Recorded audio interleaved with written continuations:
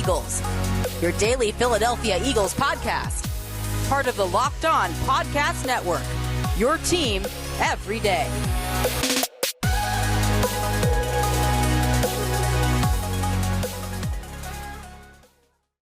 What's going on, Eagles fans? Welcome into another edition of your daily Philadelphia Eagles podcast. It's the Locked On Eagles podcast, as always, part of the Locked On Podcast Network, your team every day. Louis DiBiase joining you on this Tuesday edition of the show. Guys, it's episode number 2 this week of 5.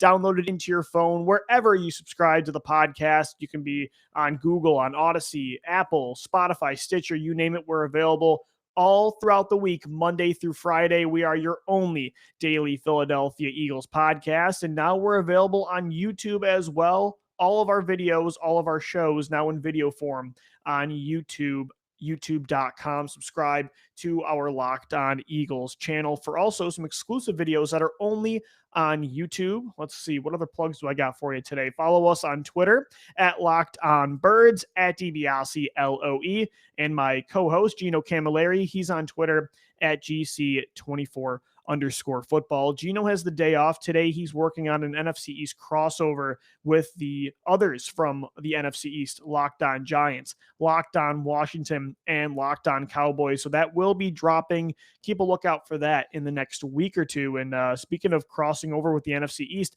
that's going to happen this week as well, specifically with Marcus Mosher of Locked On Cowboys on Thursday, as the Eagles are moving forward from that 17-11 week 2 loss to the San Francisco 49ers. The Eagles now 1-1 on the season. They shift focus to the NFC East rival Dallas Cowboys. It's a Monday night football battle between the Eagles and their biggest rival in franchise history. And it's going to be really fun this week to start previewing Dallas week. It always is the best week of the year when the Eagles play the Cowboys. It's just the most heated rivalry in football, one of them at least, if not the top one, and maybe one of the most in all of sports. And it's cool to see a lot of these young Eagles players. They're going to get their first taste of Eagles Cowboys, and for it to be on primetime football, like guys like DeVonta Smith, it's going to be really, really fun. And some rookies might be making their debut, including Landon Dickerson, the second-round right guard / left guard / center. I'll just call him an interior offensive lineman, because to start the show, guys, today we got to get into an injury update to some key players, including right guard Brandon Brooks. There was some good news with Brooks and some not so good news on the other end with Brandon Graham. So I'm sure everybody knows the news now, but for those that don't, defensive end Brandon Graham did suffer an Achilles injury that is going to keep him out for the remainder of the 2021 season. And man, that is just absolutely heartbreaking. Brandon Graham, not only is he one of the most underrated defensive ends in the league when it comes to pass rushing efficiency, but also one of the best defensive ends against the run in football by far. He can play inside and out. It's just an instrumental part of the Eagles' success on defense when it comes to on the field play. But we all know the other stuff about what BG means to this team. I don't think anybody else should ever wear number 55 again. He is the lifeblood of this team. He is the heart. He is the soul. He's the vocal leader. He's the lead by example guy. And just, I mean, speaking of lead by example, look at the interview he had yesterday where he's in crutches, and man, that could have been it for Brandon Graham. Who knows what his future is with the Eagles? This guy is late into his 30s, and do the Eagles, I mean, I think he's going to return in 2022, and he even said he'll be back, but that could be it. Who knows if the Eagles are willing to bring him back on a torn Achilles and feature him again? I think he will, but that could have been it for Brandon Graham in Midnight Green, and yet this guy's got a smile on his face yesterday talking about the impact he still wants to have as a leader on the sidelines, and I think he's going to be a great coach one day, or whatever he decides to do, because, man, that positive attitude is just truly inspiring, and it makes sense that nobody wants to play for a guy more than Brandon Graham. Like, these guys want to play for Brandon Graham more than anybody. I mean, he is just the lifeblood of this football team, and he still was playing as a top-tier defensive end these last 2 weeks against Atlanta and San Francisco. So just brutal to see Brandon Graham go down. Time to see Josh Sweat step up. I mean, you paid him on Saturday to be a starting defensive end of the future. he's got to play more than the 40% of the snaps that he played on Sunday against San Francisco. That's just not going to be enough. They need to unleash Josh Sweat. You paid him to be that guy. He's shown over 4 years that he can stay healthy. He's shown that he can be more than just the pass rushing specialist on 3rd and long and obvious passing situations. That kind of role player that you've used him as from 2018 to 2020. He's shown he can be a 3-down defensive end that can stop the run. So it's time to unleash Josh Sweat now and not have him play behind, with Brandon Graham out especially, Derek Barnett and Ryan Kerrigan, who both had more snaps than Sweat against the 49ers. That just cannot happen. They need Sweat now to step up. As to Derek Barnett, he is going to have to be on the field a lot more now, so he cannot be taking these stupid penalties like he took against the 49ers, that unnecessary roughness penalty at the end of the game that cost the Eagles a 3rd and 27 that could have helped them get off the field against the 49ers. Derek Barnett's been low-key a dirty player, honestly, through the first 5 years of his career. And so he's got to step up in that way and clean that up. He's got to be more efficient in the pass rushing game. And they're going to need Ryan Kerrigan to stay healthy if they want to keep this defensive line fresh and continue this deep rotation that they've loved to use for the last 5 years, like I said. So not good news on the defensive line when it comes to injuries with Brandon Graham. On the offensive line, the Eagles did get some good news with Brandon Brooks this week. He is placed on injured reserve, but it isn't the typical traditional IR, oh, he's out for the season. He does have a pectoral injury that's going to keep him out for a while, but reports are from Ian Rappaport, the Eagles themselves, all the beat reporters, Mike Garafolo as well. Everybody's saying the same thing. They're hearing the same thing, that this is not expected to be season ending. And although Brandon Brooks, kind of like Brandon Graham, instrumental to this team's success right now and has been since he was signed in 2016, a key reason you won the Super Bowl. He was incredible in 2017. At the same time, not that I want anybody to get injured, but I'm excited to see Landon Dickerson at right guard. I think long-term, he's going to be the center of the future with the way Isaac Seumalo has played at left guard. You're not moving Seumalo. I don't know, maybe it is at right guard, though, with Brandon Brooks. This is another pretty significant injury Brooks has suffered, and that's 3 serious injuries in the last 4 seasons, right? A couple Achilles injuries and now this pectoral injury. He's late into his 30s. There were rumors this offseason about a potential trade where the Eagles could have traded Brooks. It'd be good to see Dickerson succeed here at right guard and know, hey, if this is where Dickerson's got to be long-term next to Lane Johnson, that this is the right spot.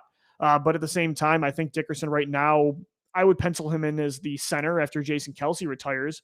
But Kelce and Brooks, I think of that offensive line, they're definitely the 2 most likely to not be on this team in the 2022 season. So these are going to be very significant reps for Landon Dickerson, the rookie in the 2nd round. Not only just because of that, but also the guys that the Eagles took Dickerson, or the guys they passed on in favor of Dickerson, like Asante Samuel Jr., he is killing it in Los Angeles. And so me personally, you guys know how badly I wanted Asante. He was my CB1 in the 2021 NFL draft.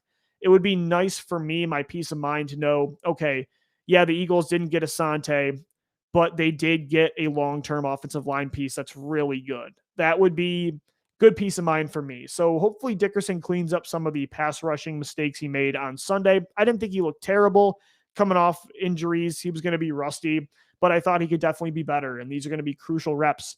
And it's a good matchup against the Dallas Cowboys, who have taken a beating on their defensive front. So we'll keep an eye on the injuries as things continue. Guys, today is Tuesday, and that means it's time for Stock Up, Stock Down. We will start with the positives coming out of that 17-11 loss to the San Francisco 49ers on Sunday, coming up next right here on Locked On Eagles. And guys, today's show is sponsored by BetOnline.ag. We're back and better than ever. All eyes are on the gridiron as teams are back to start another football season. As always, BetOnline is your number 1 spot for all the pro and college football action this season. With a new updated site and interface, even more odds, props, and contests, BetOnline.ag continues to be the number 1 source for everything football. You guys hear our LOE3 on Fridays.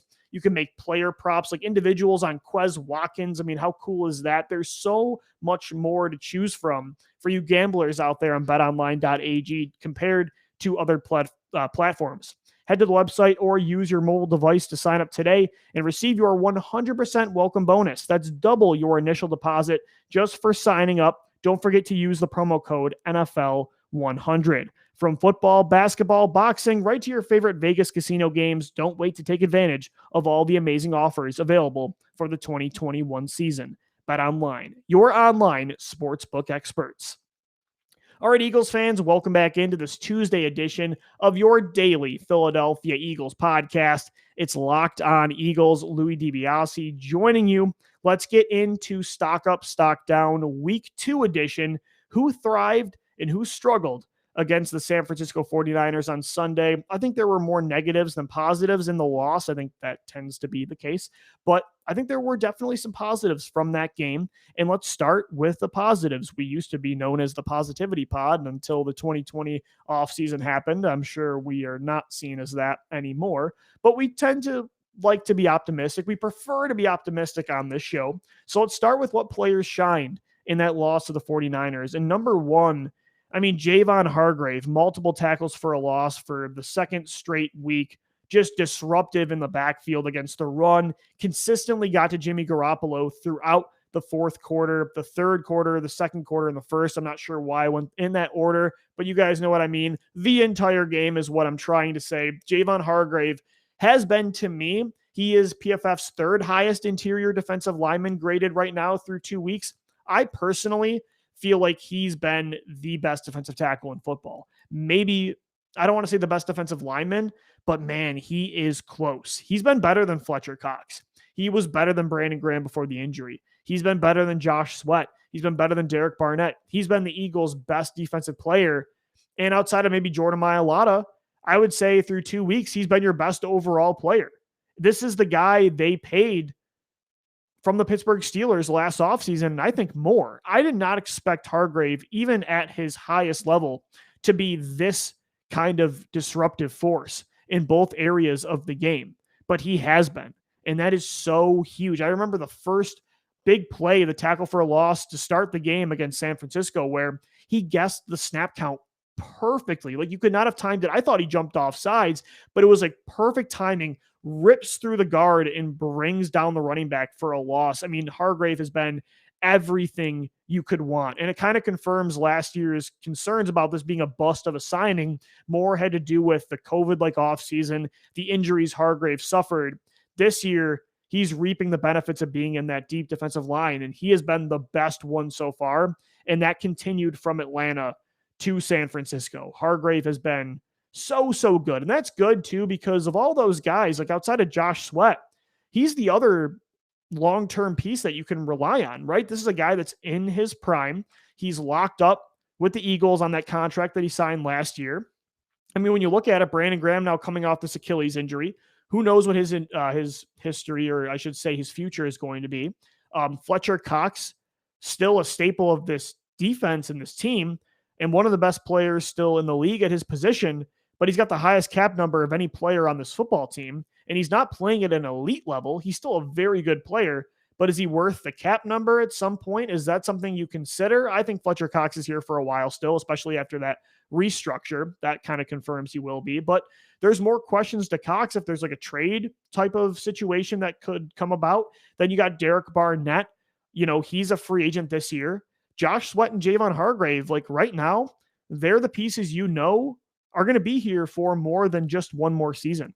Stock up certainly to defensive tackle Jayvon Hargrave. Stock up to the guy on the other side of the field that's been, with Hargrave, one of the best players on this Eagles team, and it's left tackle Jordan Mailata. Outside of the one bull rush by Nick Bosa, and I'm not sure why PFF didn't hit Mailata there with a pressure allowed. PFF says through 2 weeks, Jordan Mailata has not allowed a QB hit or a QB pressure on Jalen Hurts. I would disagree. He did get beat there on that bull rush by Nick Bosa on the 1 third down play. But outside of that, watching Mailata, a guy that didn't play football a few years ago ever, now battle with Nick Bosa and win as much as Bosa did. Nick Bosa, a top, 2 pick in 2019. To see that is just so, again, it just continues to be impressive. And 2 weeks ago, when Mailata signed that contract extension, we all were high on Mailata, but people were wondering, is it too premature to pay him this and already name him the guy over Andre Dillard? Through the first 2 weeks, you are not doubting that contract so far. He really battled well against Nick Bosa. And again, outside of Jayvon Hargrave, when it comes to protecting Hurts and in the run game as well, Jordan Mailata has been a top 2 player for this Eagles team, and he's been one of the best linemen in football. Highest team grade for the Eagles was Mailata on Sunday, according to PFF, at a 91.2 grade. Heading back over to the defense, stock up for linebacker Genard Avery. This was a huge bounce back game. Avery playing for the first time week 1 in his new position, moving from defensive end to this hybrid Sam linebacker role. I did not think he looked good at all. Didn't think he really rushed the passer that efficiently. And the worst part was in space when he had to go cover, when he had to run fill, play the edge. He was getting beat. He looked like he was on skates, slipping on the ground. He didn't look good against the Falcons. Against San Francisco, he was disruptive in the backfield against the run, against the pass. I thought, obviously you don't want Genard Avery in man coverage, but in space, I thought he moved a lot better. I thought he looked way better than Eric Wilson. I thought outside of I thought Davian Taylor looked really good. Singleton held his own. Genard Avery was your best linebacker on Sunday against San Francisco. He had the highest PFF defensive grade for the Eagles on Sunday at 77.5. And that's good because there are some linebackers right now with this team that just are not getting it done, specifically Wilson, who we will talk about later. One more stock up, and that is to wide receiver Quez Watkins. And you look at the box score, right? Quez Watkins only had the 2 catches, the 91-yard catch and the 20-yard reception. So you would say, okay, it was just those 2, and then he didn't do anything the rest of the game. So why is he stock up? Quez Watkins, we know what kind of wide receiver he is. We know the impact as people that watched Deshaun Jackson. We know a player like this, they don't have to have 8 catches a game to make the same kind of impact as a player that might need or have 8 catches a game on 10 targets, right?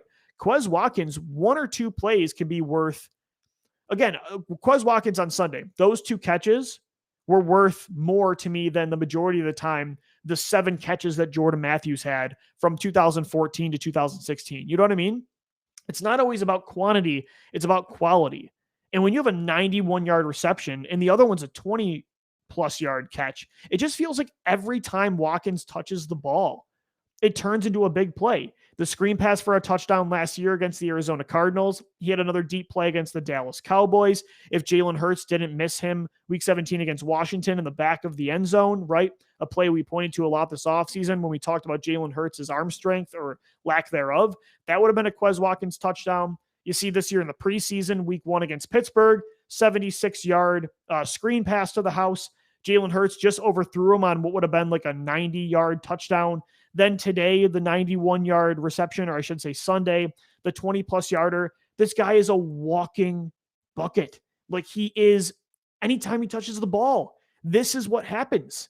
That is such a huge, oh my gosh, a huge, I would say, asset, right? An asset to have on the offense that this offense has not had since prime Deshaun Jackson back in 2013.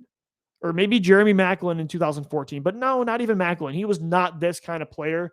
Quez Watkins, over 100 yards on Sunday on just 2 catches. That's what he can do, and that's what he does do.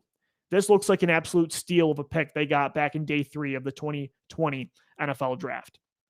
All right, guys, that's stock up. Let's get into stock down. Who struggled against the 49ers in the Eagles 17-11 loss on Sunday at Lincoln Financial Field? That's coming up next right here on Locked On Eagles. And guys, today's show is sponsored by Rock Auto. With the ever-increasing numbers of makes and models, it's now impossible to find the auto parts stores that have all the parts stocked that you need. Save time and money when using rockauto.com. Why choose to spend 30, 50, even 100% more for these same parts from a chain store or a car dealership?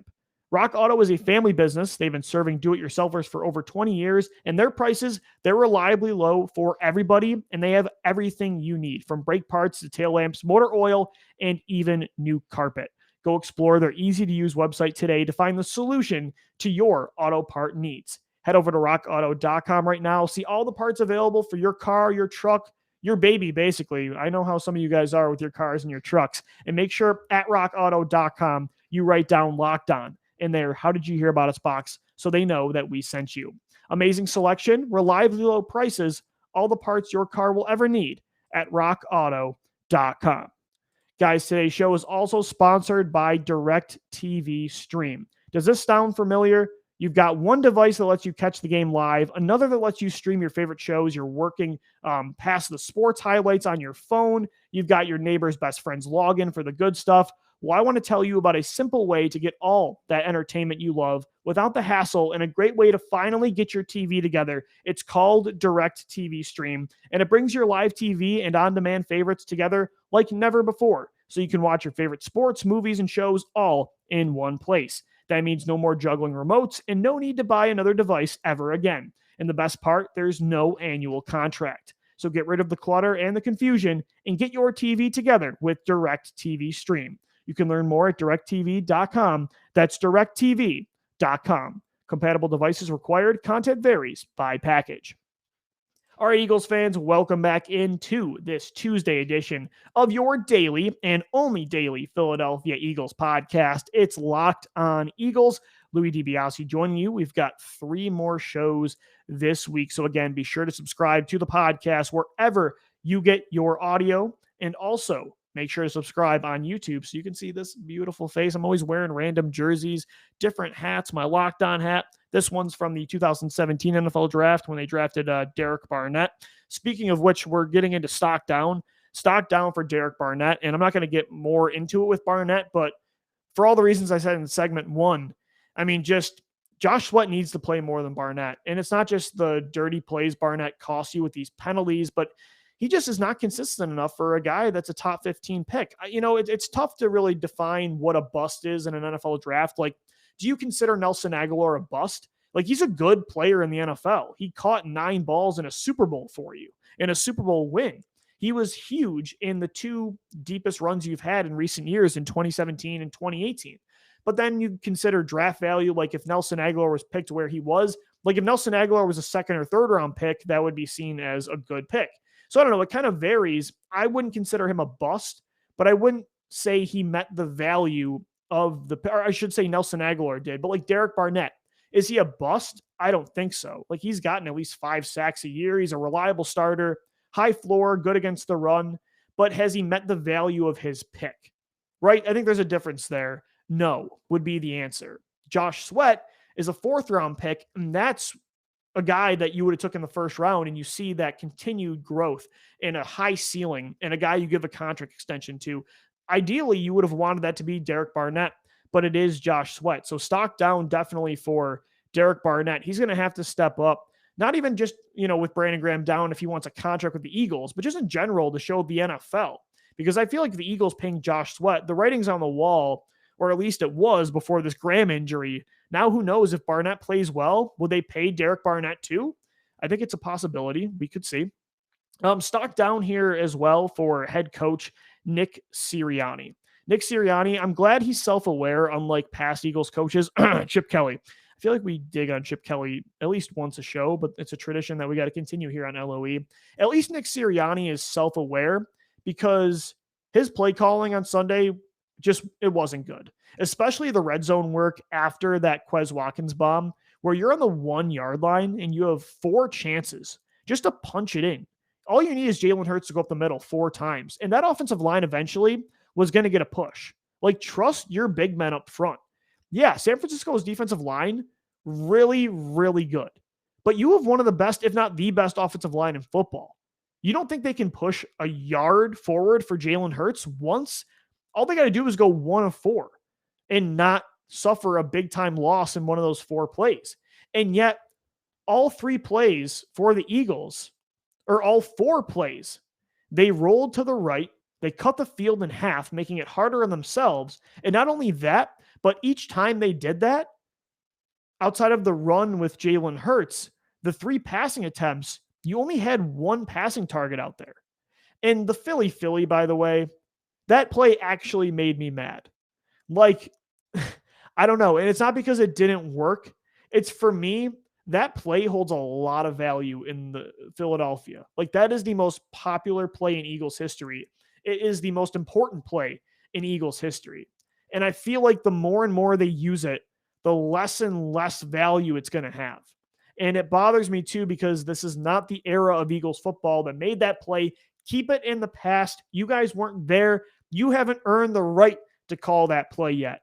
And they did, and it was a disaster anyway. At least in the Super Bowl, there were at least two options. People don't realize, but if Nick Foles wasn't open, if the Patriots picked up Nick Foles, Torrey Smith was still running a route to his right. Trey Burton had other reads. Whereas again, the play calling in that red zone, each passing play, Zach Ertz was the only target. Then it was only Jalen Hurts. It didn't make much sense. And then the run play to the right, the speed option, where Hurts like fakes like he's going to pull left and then he runs it behind Sanders. None of the plays made much sense. And, I think his third and fourth down play calling has been suspect too in the first 2 weeks. My question is, and I asked Gino this on Sunday, and we'll dive deeper into it on Friday's Locked On QB1, but do some of his, suspect run calls on third and fourth down, his, gimmicky plays, does it have to do with not trusting Jalen Hurts' arm? I think there's something to that, and I wonder if that's part of why Sirianni's play calling in some key situations in the red zone, on third down, on fourth down, situations where your quarterback needs to be efficient, needs to thread the needle in tight spaces. Carson Wentz, say what you will about Carson Wentz, throughout his career in Philadelphia, a top red zone quarterback. Has the bad play calling been a part of him not trusting his quarterback? I think there might be something to that, but overall, it's got to be on Nick Sirianni. You got to make the right play calls. It can't just be on Jalen Hurts. It takes two to tango, and Sirianni just did not get it done on Sunday like he did a masterful performance against Atlanta week 1, not the same against San Francisco on Sunday. Stock down for the head coach. Also, stock down on defense for linebacker Eric Wilson. He just has not. I thought he was going to be the best free agent signing this year. And I'm like, he's young still. He can be, 25, 26 years old. He could be a long-term core piece, like the Nigel Bradham signing in 2016, right? He could be that version of Bradham for you now. But he has not been that. He has not been good. He's been terrible against the run, which was never his strong suit. But he hasn't been efficient in coverage either. And the tough part is what they're doing now is putting TJ Edwards out there in base packages when they think the Niners are going to run, or short yardage situations. The issue is when you have Wilson out there when you're covering the pass and Edwards out there when you think they're going to run, the Niners can check into a pass play, a play action, get TJ Edwards out in space, and boom, there's the guy that Kyle Shanahan's going to pick on. There's the liability. And the reason Edwards is out there is because the Eagles don't trust Wilson in the box right now to make the tough plays, because throughout 2 weeks, he hasn't been making those plays. It just makes it easier for an offense when you have to switch linebackers like that, when you have one guy that can only do one thing, and when you have another guy that can only do the other. And I'm watching a team like Arizona on Sunday against the Minnesota Vikings, and I'm seeing Isaiah Simmons out there, and I'm seeing Zayvon Collins,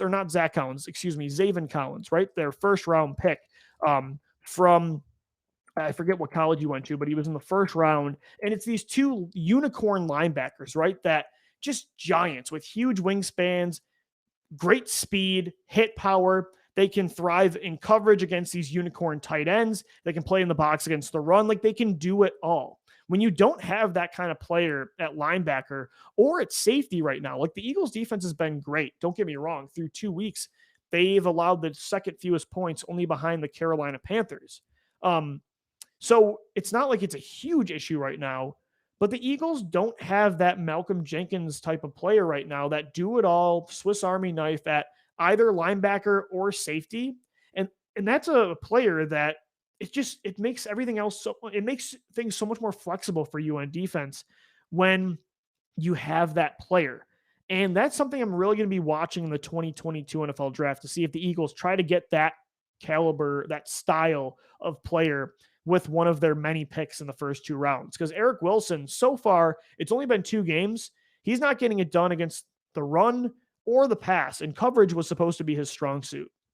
All right, one more stock down for you, and it's the wide receivers not named Quez Watkins. It's DeVonta Smith and it's Jalen Reagor, both first-round picks from 2020 and 2021 did not take advantage of a weak cornerback group that was beat up. Like the fact that DeVonta Smith did not torch Josh Norman in this game.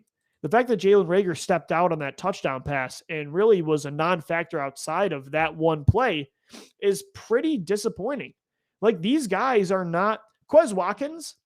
Like I expect 2 to 3 catches a game from him. And then I hope that he does what he did on Sunday. It's high efficiency in those touches because he can make any play a big one. But I'm not asking Quez Watkins to be my wide receiver one that takes advantage of a team and carries you in the passing game. DeVonta Smith, Jalen Reagor, I took those guys in the first round to be those players. Those guys, there's higher expectations. I know Reagor is used in a very similar way right now as Quez Watkins, but Reagor has to step up more, I think, than Quez Watkins. He has more pressure on his shoulders. There's higher expectations. They need him more. DeVonta Smith especially as well. I don't think DeVonta Smith was bad on Sunday. I thought Jalen Hurts, he beat his man on that deep pass in the first quarter. Jalen Hurts just didn't give him a chance. He underthrew it. I thought he nearly brought down that other deep pass along the right sidelines, but he's being double covered. So they were doubling DeVonta a lot. I saw in the red zone and in other key situations on third down. So a lot of it's not on DeVonta, but DeVonta Smith too. Like that's a top 10 pick. That's your wide receiver one, even over Jalen Reagor. Those guys need to step up more, especially in a matchup like that where you have the advantage. And they just, to me, did not do enough for first round receivers that are supposed to be the core moving forward in that group. So stock down to DeVonta Smith and stock down to Jalen Reagor. Guys, that's going to do it for today's edition of Locked On Eagles, your daily Philadelphia Eagles podcast. As always, part of the Locked On Podcast Network, your team every day. Check out all our shows Monday through Friday on any podcast platform that you subscribe to the show. Also, all our shows are now in video form on YouTube, and you can follow us on Twitter at DiBiase, at Locked On Birds, and Gino Camilleri's Twitter is at GC24_football. That's going to do it. I'm Louis DiBiase signing off. As always, thank you for downloading. Thank you for listening, and let's go Birds.